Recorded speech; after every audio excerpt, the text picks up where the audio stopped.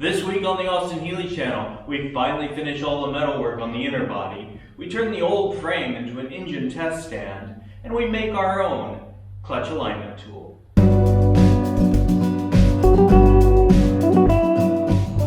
So unless I'm missing something, this should be the last rust repair. At least, I hope. I've already cut it out. I use the die grinder to do that, which absolutely wonderful tool, especially for small patches like this. This one's difficult because it has that bend in it and it's on a corner. So I have a much larger piece of sheet steel that I'm going to create this corner with, and then I'm going to cut the patch out of that. As you can see, we have this set up just like before, and just start beating on it.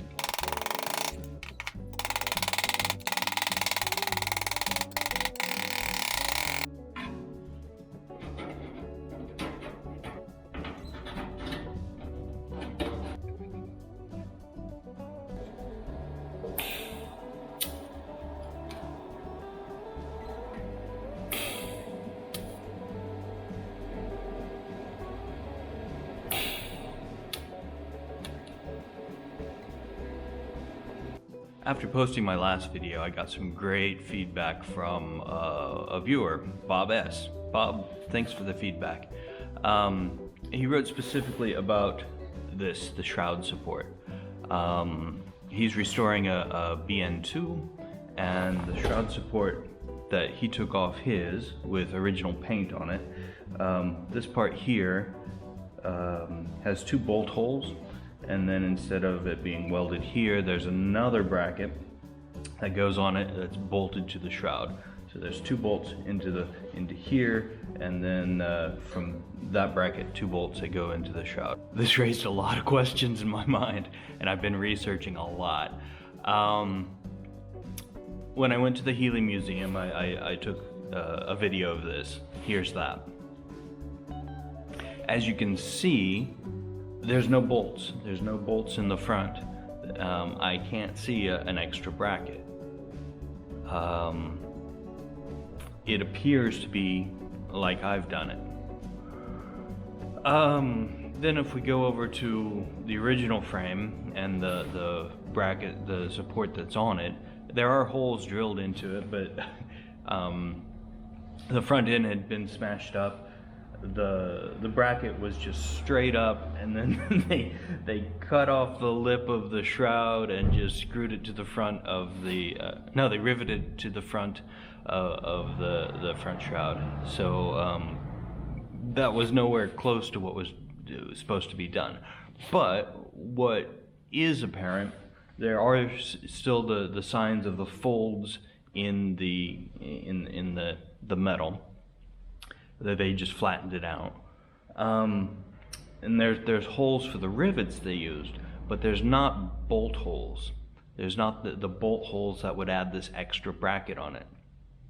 To make things more complicated, I've been to several of the websites that sell parts for Healeys, and British Car Specialist, I think is one that have pictures of this support and the bracket that goes with it. AH Spares has it. Well, they don't have the extra bracket, but they have the part that welds onto the frame. A couple others as well. But that appears to be different than my original frame and my reference car, the one at the museum. So, what's a boy to do?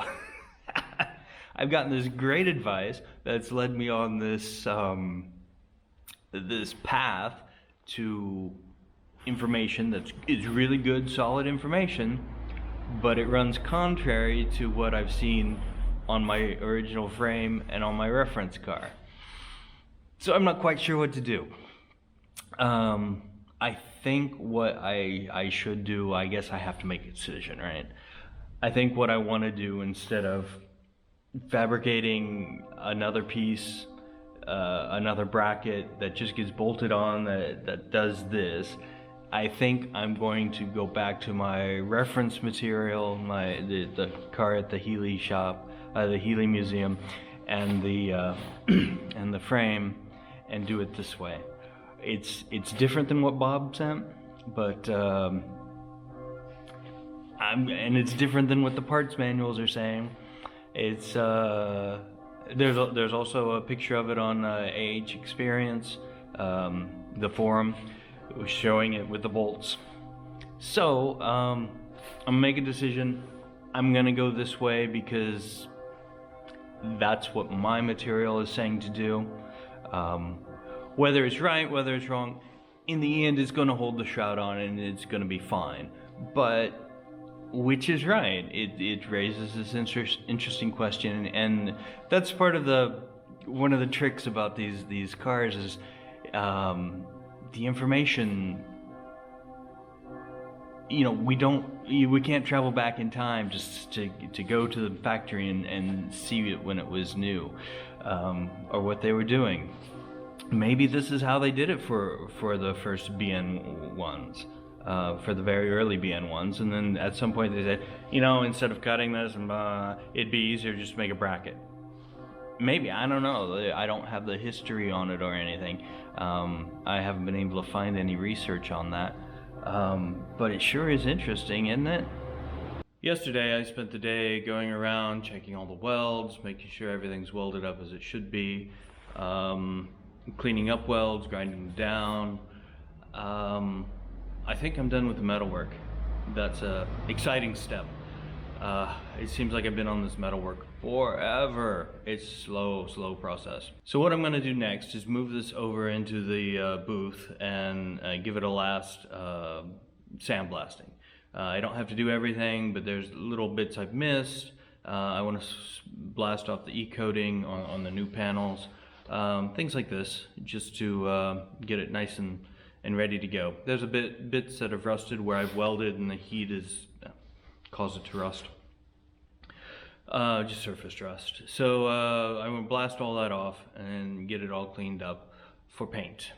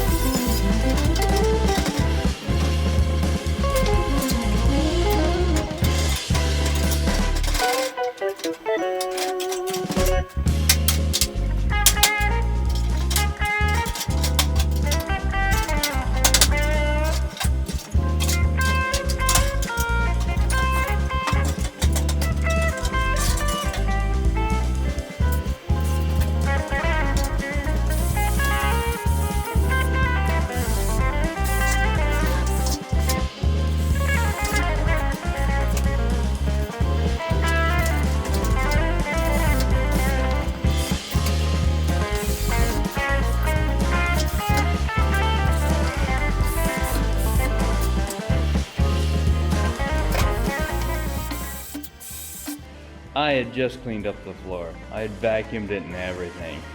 When I got done through cutting up the frame, the old frame, I turned it up on end, and this is all the stuff that fell out of it. So if you're driving around with an old frame, all this junk is probably inside it.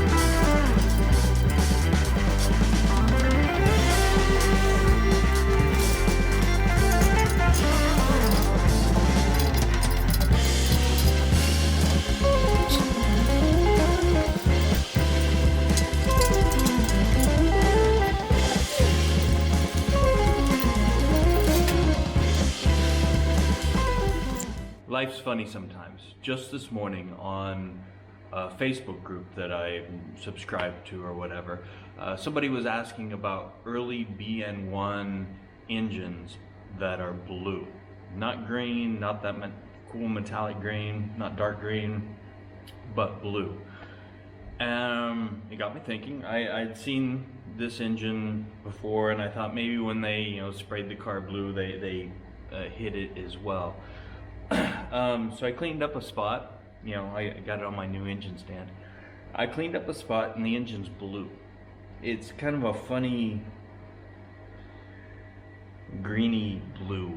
I don't know quite how to describe it. But it's much different than I thought. I'm pretty sure it's original paint now. It's certainly not the same blue that's on the rest of the car.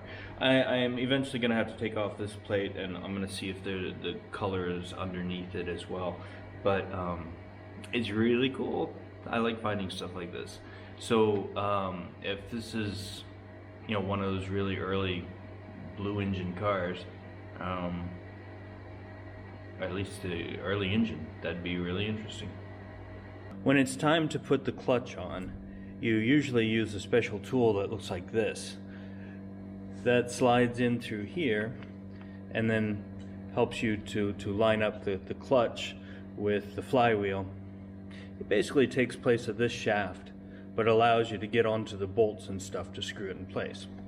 The problem I have is this one is for the 3000 Season 1 car, and it's a different size than this shaft, because this is an early transmission. You'll see the clutch slides right on there and lines up. Normally there's a whole bunch more that's going on here, but that's what it does. So what we're going to do is we're going to make our own, because I couldn't find one at the parts store. It's simple enough to do, and what we're going to use is just hardware store components to do a casting. We're simply going to use some silicone and some polyester resin, some fiberglass resin. So first we want to make a mold of this. So we're going to take some WD-40 and spray it on. This will keep the silicone from sticking to the shaft. Then we just have a cheap tube of silicone. This is the same stuff you would use in a bathroom, shower caulking sort of stuff. And if it's not all hardened up, oh, there we go. So we're just going to goo it out and spread it all over.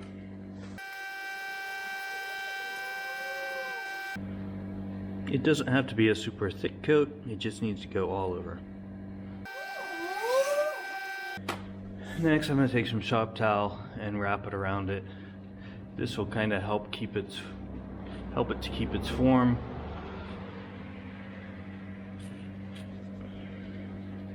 We can also shape it a little bit, make sure everything's covered. Okay, so now we're going to let that sit a couple weeks because we're not in a hurry. we have time to just let it sit and harden. This has been sitting for a couple weeks now, just because I haven't gotten back to it. So it's nice and dry. What I need to do now, is because silicone's flexible, I need to put something hard around it. And I have this. This is plaster, like they used to make old casts out of. This one happens to be older than my children, all of them. It's very old, so I hope it still works. I guess I'm a bit of a pack rat. So basically you get it wet and wrap it around there. So let's do that. So now I have them cut down into strips. It's really easy to use. Just get them wet and then wrap it around.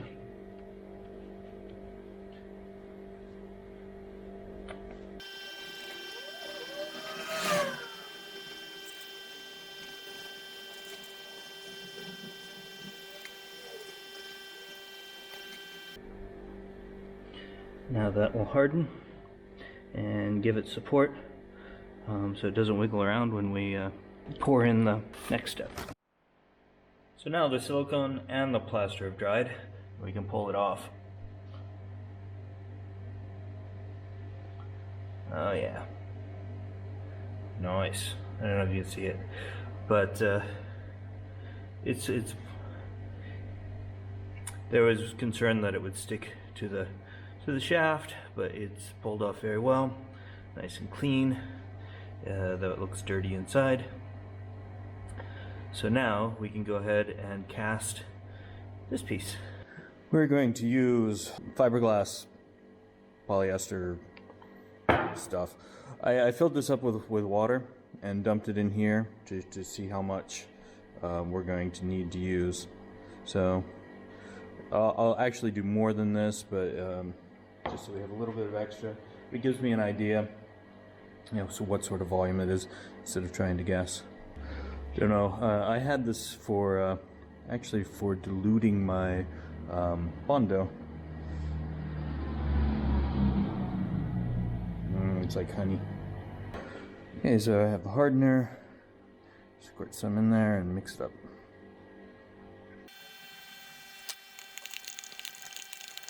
Before I pour that in there, I'm gonna shoot some WD-40 in there. This will keep the, add an extra layer of mold release. We hope. I just need one of them, so looks like I'm gonna have some extra.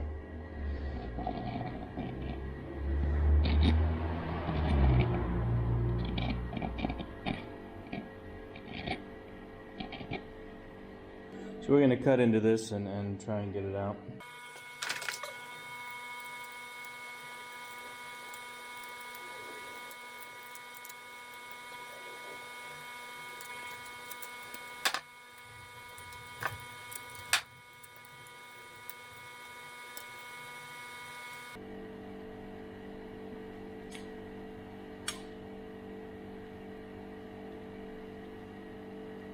Oh yeah. Oh, we missed the very end. That's okay.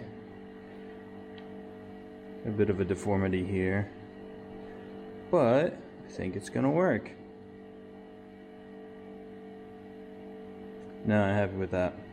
Just needs cleaned up now. There, it fits in. It's a bit tight, but I guess that's kind of the point. I still need to trim this down. But I think that's going to work well.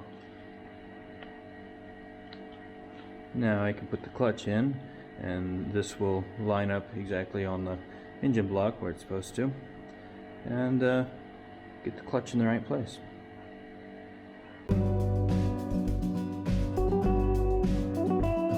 If you want to come along on the ride as we complete this project, click the subscribe button. If you want YouTube to tell you every time there's a new video, click the alarm bell. Thanks for watching, and your support is very much appreciated.